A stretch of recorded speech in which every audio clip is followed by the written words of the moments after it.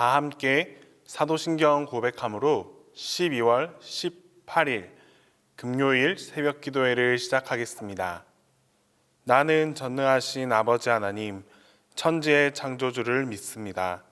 나는 그의 유일하신 아들, 우리 주 예수 그리스도를 믿습니다.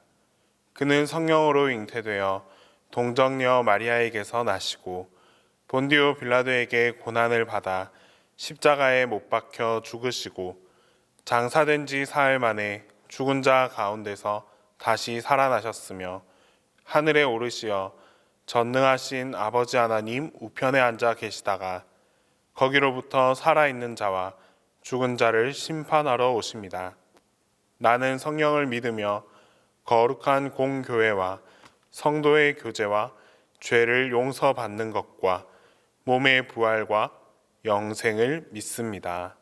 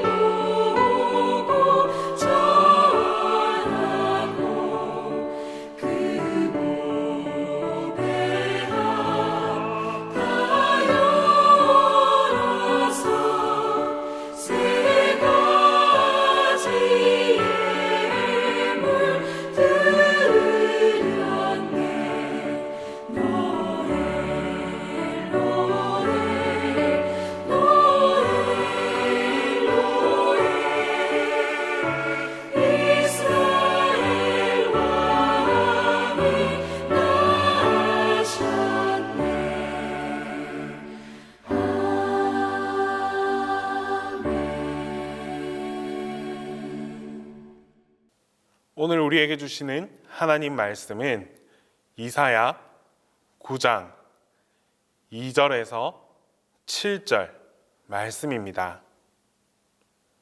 구약 성경 이사야 9장 2절에서 7절 말씀입니다. 다 함께 봉독하겠습니다. 흑암에 행하던 백성이 큰 빛을 보고 사망의 그늘진 땅에 거주하던 자에게 빛이 비치도다. 주께서 이 나라를 창성하게 하시며 그 즐거움을 더하게 하셨으므로 추수하는 즐거움과 탈취물을 나눌 때의 즐거움 같이 그들이 주 앞에서 즐거워하오니 이는 그들이 무겁게 맨 멍에와 그들의 어깨의 채찍과 그 압제자의 막대기를 주께서 꺾으시되 미디안의 날과 같이 하셨음이니이다. 어지러이 싸우는 군인들의 신과 피 묻은 겉옷이 불의 섭같이 살라지리니 이는 한 아기가 우리에게 낳고 한 아들을 우리에게 주신 바 되었는데 그의 어깨에는 정사를 메었고 그의 이름은 기묘자라 모사라 전능하신 하나님이라 영존하시는 아버지라 평강의 왕이라 할 것임이라. 그 정사와 평강의 더함이 무궁하며 또 다윗의 왕자와 그의 나라에 군림하여 그 나라를 굳게 세우고 지금 이후로 영원히 정의와 공의로 그것을 보존하실 것이라. 만군의 여호와의 열심히 이를 이루시리라. 어떤 공동체든지 분위기를 아주 밝게 만들고 또 사람들을 행복하게 하는 그런 사람이 있기 마련입니다. 그 사람이 나타나면 분위기가 밝아지고 또 말도 많아지는 것을 우리가 볼 수 있습니다. 사람들은 그 때문인지 모두 그런 사람을 기다리곤 합니다. 사람의 영향력은 한 곳에 한정되어 있지만 그리스도의 영향력은 온 세상 곳곳까지 미칩니다. 그분이 오시면 온 세상의 이 흑암이 물러가고 또 기쁨과 행복이 가득하게 됩니다. 그리스도는 이 땅에 오셔서 빛을 주시고 또 자유와 해방을 우리에게 주셨습니다. 오늘 우리가 읽은 이 하나님의 말씀에서 이사야 선지자는 장차 오실 그 예수 그리스도의 도래를 기대하고 소망합니다. 그분이 오시면 압제와 억압과 환난 가운데 있는 자들에게 빛이 비칠 것이고 또 그분이 오신다면 정의와 공의가 살아 숨쉬는 세상이 될 것이라고 예언합니다. 이사야 선지자는 그분이 오시기 전 남유다의 그 영적 상황에 대해서 설명하고 있습니다. 흑암과 환난과 극심한 그 고통 가운데에 백성들이 살아가는 그 현실을 말합니다. 지금 남유다 왕은 악하고 미련한 아하스입니다. 이사야 선지자는 이 아하스 왕에게 두려워하지 말라 여러 번 일러 주었습니다. 아람과 북이스라엘 연합군을 두려워할 필요가 전혀 없으며 또 세상의 패권을 가진 그 아수르도 너희가 두려워할 필요가 없으며 오직 하나님 한 분만 붙들고 있어라 라고 전했습니다. 특히 이 남유다를 침공하는 적대 세력인 아람과 북이스라엘은 정말 연기나는 그 두 부지깽이에 불과하니 염려하지 말라고 몇 번이나 일러주었습니다. 하나님께서도 아하스에게 직접 나타나셔서 징조를 구하라라고 하셨습니다. 하지만 이 미련한 아하스는 여전히 하나님의 말씀을 새겨 듣지 않습니다. 선지자의 말도 귀담아 듣지 않습니다. 그는 하나님을 두려워하지 않고 이 눈앞에 보이는 이 세상을 두려워했습니다. 주변에 있는 그 열강들을 두려워했습니다. 왕이 이 지경이니 백성들은 당연히 영적으로 무지한 상태로 살아갈 수밖에 없고 나라가 온통 흑암과 환난으로 힘겨워하는 그런 실정입니다. 이 나라의 현실은 빛이 도저히 보이지 않는 그런 캄캄한 어둠이었습니다. 하나님께서는 지금 남유다의 상황이 이대로 끝나지 않을 것이라 라고 말씀하셨습니다. 하나님의 말씀대로 얼마 지나지 않아서 북이스라엘은 아수르에 의해서 멸망당해버렸고 남유다는 바벨론에 의해서 멸망당하게 됩니다. 이 완전한 멸망 후에도 여전히 그 흑암은 지속되었습니다. 이 흑암의 상태가 여러분 언제까지 지속됩니까? 이사야 선지자가 예언하던 시대부터 약 700여 년이 지나 메시아가 오시고 나서야 그 빛이 비치게 되었습니다. 선지자 이사야는 메시아가 오셔서 어두운 땅에 빛을 주시는 그 순서를 설명하고 있습니다. 1절 말씀에 메시아로 오셔서 빛이 비치는 순서가 멀리 이방에서부터 시작되어 옵니다. 해변길과 요단 저쪽 그 이방의 갈릴리로부터 빛이 비친다라고 말씀하셨습니다. 백성들이 이 흑암 가운데 있다가 그 빛을 바라보게 될 것이다 라고 말씀합니다. 왜 하나님께서는 이방에서부터 이 빛을 비치게 하셨을까요? 미련한 왕과 어리석은 그 정치 권력 아래에서 가장 고통받는 사람들은 바로 변방에 있는 백성들이기 때문입니다. 백성들은 무지하고 아무것도 모르기 때문에 그저 지도자가 하라 시키는 대로 할 뿐입니다. 그래서 이 지도자의 책임이 아주 막중합니다. 자신들의 배만 부르게 하는 그 지도자 아래에서 백성들은 엄청난 고통을 받아야만 했습니다. 그러나 이 백성의 지도자들은 배부르게 먹고 마시고 나라가 망하든 말든 여전히 부귀와 낙을 누리면서 살았습니다. 이러한 이유 때문에 예수님은 바로 이 변방에 있는 갈릴리로부터 이 땅에 와주셨고 그곳에서 고통당하고 힘겨워하는 자들에게 빛이 되시고 소망이 되어 주셨습니다. 복음서를 보면 예수님께서 이 변방에 오셔서 가장 가난하고 헐벗고 약한 자들의 손을 먼저 잡아주셨습니다. 그리고 그들에게 빛을 주신 사건들을 우리는 쉽게 찾아볼 수 있습니다. 이사야 선지자가 예언했던 것처럼 예수님은 가장 가난하고 힘든 자들의 손을 먼저 잡아주시는 그런 진정한 메시아로 이 땅 가운데 찾아와 주셨습니다. 이처럼 예수님께서 이 땅에 오시기 전의 상태는 혼돈과 공허와 흑암 가운데 백성들이 살았지만 주님께서 오시고 난 이 이후부터는 질서가 생기고 영적 기쁨이 충만해지고 또 하나님의 그 광명이 비추어지게 되었습니다. 오늘 우리에게도 바로 이 주님의 말씀이 이처럼 놀라운 역사로 나타날 수 있어야 합니다. 예수 없이 살아가는 그 인생들, 하나님 없이 살아가는 우리의 삶은 혼돈과 공허와 흑암 가운데 있을 뿐입니다. 그 속에서 우리는 당연히 고통받고 어려울 수밖에 없습니다. 하지만 예수 그리스도께서 이 땅에 오시고 나서 나에게 말씀의 빛이 비추어지고 나면 우리의 삶에는 질서가 생기고 하나님의 말씀으로 가득한 그 영적 충만을 누리면서 예수 그리스도의 빛을 경험하게 됩니다. 계속해서 선지자는 7절 말씀으로 정의와 공의에 관해서 말씀하십니다. 정의와 공의는 이사야가 예언하던 그 시절에 아주 중심적인 키워드였습니다. 정의가 사라지고 공의가 사라진 세상이지만 그리스도가 오셔서 빛이 비추어지면 정의도 공의도 새롭게 세워질 것이다 라고 말씀합니다. 지도자들은 백성들을 하나님의 율법으로 통치하지 않고 또 하나님과의 그 영적 관계 가운데서 공의를 이루어가지 못했습니다. 그러나 진정한 왕이신 이 그리스도가 오시면 말씀과 사랑의 통치가 이 땅 가운데 이루어지게 되는 것입니다. 이것이 바로 이사야 선지자 시대에 백성들이 붙들고 살아야 할 희망이었습니다.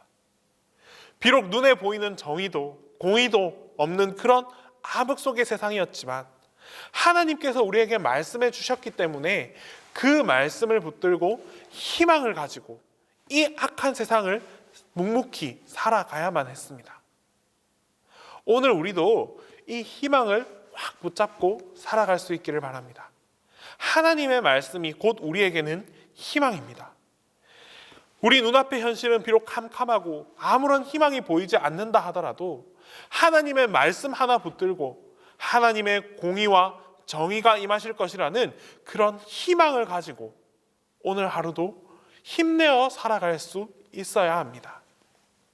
하나님께서 하신 말씀은 반드시 분명히 이루어지게 되는 말씀이고 또 우리 눈앞에 펼쳐질 현실이 될 수 있습니다. 오늘도 이 하나님의 말씀을 붙들고 예수 그리스도라는 희망을 품으며 살아갈 때에 예수 그리스도를 통한 평강의 삶이 우리 모두와 함께하게 될 것입니다. 기도하겠습니다.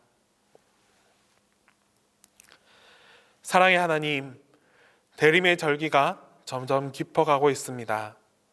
대림의 절기가 깊어가듯 우리의 밤도 점점 깊어가고 어두워지고 있습니다. 주님, 우리의 자리는 혼돈과 보이지 않는 공포 속에서 여전히 헤매이고 있습니다. 이런 우리가 붙잡을 수 있는 것은 오직 예수 그리스도를 통한 희망의 빛밖에 없음을 고백합니다.